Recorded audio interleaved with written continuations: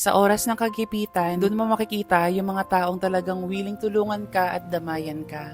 Ngayon nga pala ang birthday ng nanay ko. Sa totoo lang, nakaplano talaga na meron kaming celebration ngayong araw na to. Yun nga lang, yung ine-expect namin na celebration ay araw pala ng aming pagluluksa. Kaya naman napaka-memorable talaga ng birthday ng nanay ko. Ito yung unang birthday ng nanay ko na hindi namin nakakalimutan. Pero kahit papano, nagluto kami ng spaghetti para may presensya pa rin ang kanyang birthday. Ito na rin siguro yung pagkakataon para magpasalamat ako dun sa mga taong talagang sumuporta sa amin. Yung mga tao na talagang dumamay sa amin from day 1 hanggang sa huli. Especially dun sa mga tita ko na never kaming iniwanan sa ere. Na talagang ramdam na ramdam ko yung kanilang pagdamay sa amin. Sobra talaga ang pasasalamat ko sa kanila. Kasi nga dinamayan nila kami, lalo na yung nanay ko. Nagpapasalamat din ako sa mga kabarangay ko, kamag-anak, kakilala, na talaga namang araw-araw ay nandito